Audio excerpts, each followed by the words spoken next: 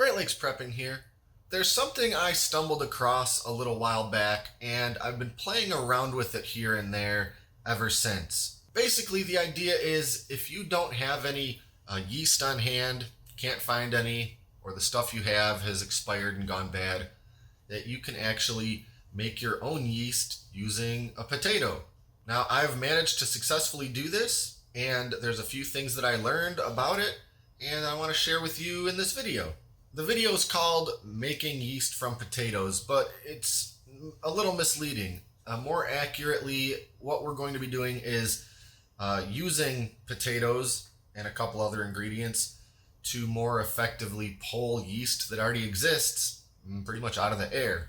Now, this is not the same thing as, say, a sourdough starter, but there's a couple similarities. But basically what we have to do is make some potato water, mix it with some flour and some sugar, and then let it sit for pretty much an entire day. After that, what we'll have is a jar full of this sort of frothy, foamy looking stuff.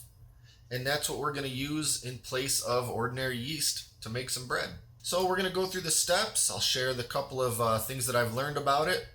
And then I'm going to bake a loaf of bread and kind of show proof of concept. This is definitely not something that I've come up with. I've seen it done in various other videos and in online articles, and I wanted to try it for myself and see how easy it is to do. So let's jump right in and make some potato water yeast.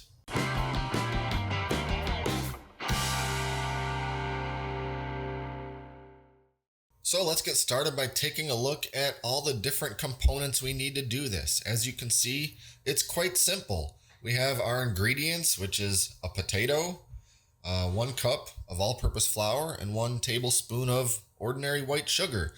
Then we've got 2 cups of water. Now, I'll say that it's important to use filtered water. If you have chlorinated municipal tap water, you're going to want to avoid using that because chlorine is a chemical that yeast is not going to be very fond of. So use some filtered water, either that you filtered yourself or that you just bought in a bottle of filtered water from the store. Then, of course, we have a container to put it in, and what's better than a nice 1-quart mason jar. And I'll use a wide mouth because I think it's a little easier to get our yeast mixture out of it when it's ready. And then 1 ring. We don't need a lid, but we do need some kind of filter. I'm going to use a coffee filter. You could also just use like a thick paper towel. And this is so when we put our mixture in the jar, we can close it off so nothing can get in there really, but there's still this sort of porous surface that gases can escape out of. So the first thing we have to do is peel our potato and cut it up. So I've got the potato peeled, and I just want to cut it up into small pieces as if I was going to make mashed potatoes out of it. Now I'll mention that I'm using a regular russet potato, and this bag of russets I got were kind of on the small side. I think that this will probably be fine, but I really wouldn't go any smaller than that for this.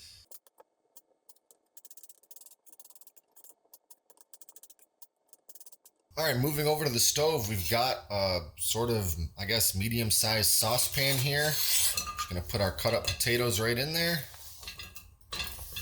And then our 2 cups of filtered water. Now I'll just turn the heat to pretty high and let this start to boil.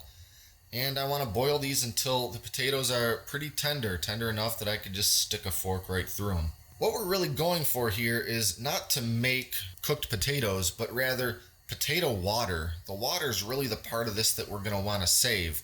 So after these are done boiling, I'm actually going to strain the potato chunks out and just keep the water. So we'll pick it up in a few minutes when these things are cooked and ready to strain. All right, potatoes have been boiling for, I don't know, about 8 or 9 minutes. And as you can see, they're quite fork tender, easily mashed. So we're good to drain out our potato liquid.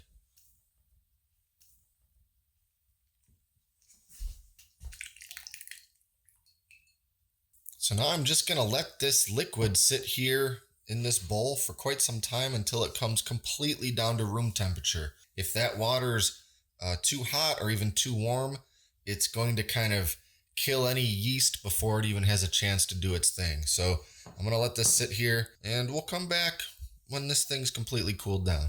All right, our potato water is cooled down to room temperature, and now we're just gonna go and put it in a quart-sized mason jar.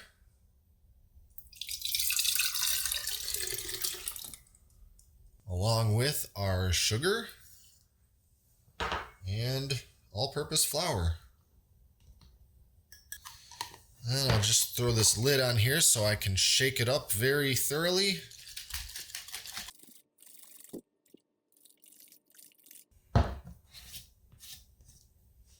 And now I'm just going to take my little coffee filter here and a jar ring and just kind of secure this in place, because we want to have something here to make sure that nothing really can get into it, but we want to be able to let it vent when it needs to. So now I'm just going to let this sit for about 24 hours. And I want to set this in a relatively warm place.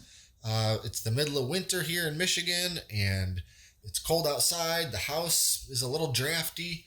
So what I think I'm going to do is actually set this just near a heat register so it can get nice and warm, and then we're going to come back in about a day and see what we got. What we're hoping for is for it to be nice and frothy here on top and smell pretty yeasty. So we'll pick it up then.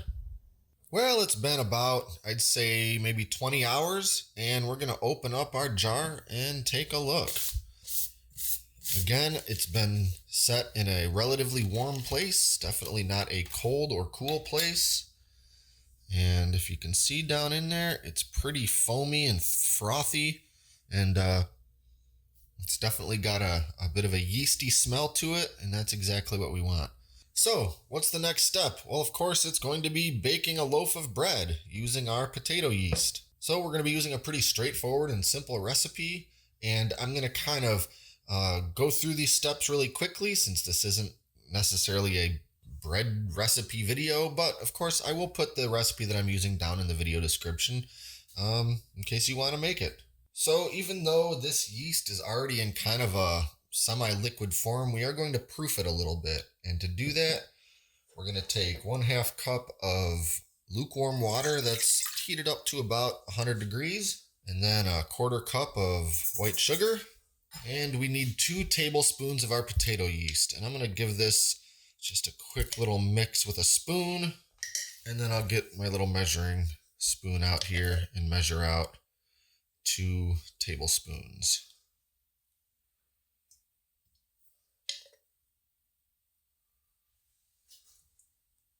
Give everything a bit of a mix in this KitchenAid mixing bowl. And now we're just going to let this sit here for about 5 or 10 minutes. All right, it's been about 10 minutes, so we're going to add our 3 cups of bread flour, 1.5 teaspoons salt, and 1/4 cup of olive oil.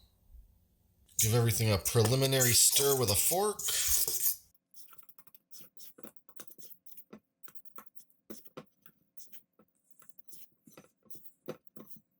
And then it's going into the KitchenAid mixer. Of course, we got our dough hook, and we're going to turn this on to about medium speed and let it go about 5 minutes. I like to knead it halfway with the machine and then knead it the rest of the way by hand. If you like to just use your machine, turn it on medium and let it go for about 10 minutes.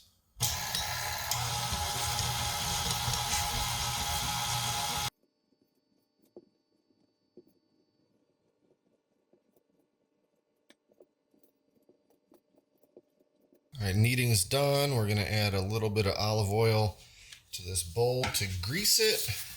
Spread it around with a paper towel and set our ball of dough right in there. Now I'll cover the whole thing with a damp kitchen towel. Of course, you can also use plastic wrap if you prefer. And now we have to let this sit so it can rise. And you want to set this in a place that's warm. I like to use an oven that was turned on a little while ago and is still a little bit warm. Of course, I don't want the oven on right now because I don't want it to start baking the bread.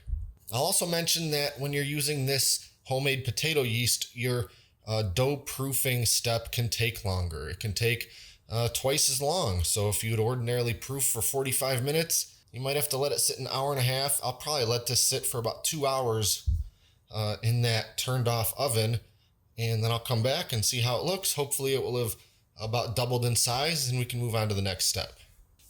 All right, it's been a couple of hours, and we're gonna take our dough and just smash it down, try to get some of the air pockets out of it. And I'll just give it a little bit more kneading, not too much, just a minute or two. And we're just gonna try to shape it into a loaf, making sure to pull any of the seams up underneath. So as it rises some more and then bakes, it'll be a nice looking loaf of bread. And now into a loaf pan, we're gonna cover it back up with the damp towel. And again, set it in a warm place to rise some more, maybe another hour or so.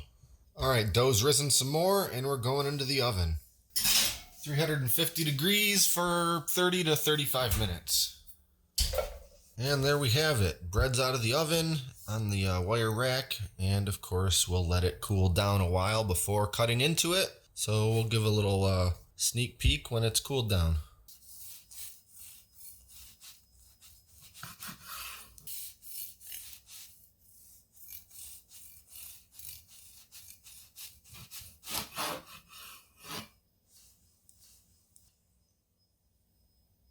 So I'm pretty happy with how the loaf of bread came out. It tastes good. It's got a nice texture to it. I'll mention that it's a little different than the sort of bread that you might make with ordinary yeast. Not bad, just a little different. The taste, the texture, it's just not quite the same, and that's okay. Now, a couple of additional notes to mention. Obviously, we did not use that entire jar of yeast to make one loaf of bread. So you can use the rest of that yeast in the coming days. Just cover that jar with a lid and put it in the refrigerator. But you'll want to use it within 5 or 7 days, because this yeast will actually have to be fed once a week if you want to keep it going. And at this point, you could almost look at it like a sourdough starter, except it's not really sourdough. And if you keep feeding it, you'll keep having usable yeast without having to go back to the beginning step with the potatoes and the potato water and all that. To feed it, you basically just need to remove some of it from the jar. You want to start with about half as much as you originally had when you first made it, and then add into the jar 3/4 of a cup of water, 3/4 of a cup of flour, and 1 tablespoon of sugar. Then stick it back in the fridge until you're ready to use it again. So that's about it for this video. I thought this was a really cool and useful thing to learn how to do, and hopefully you found it interesting as well. Be sure to like and subscribe to stay up to date with all our latest stuff, including future food and bread making videos. Thanks for watching, and until next time, this is Great Lakes Prepping.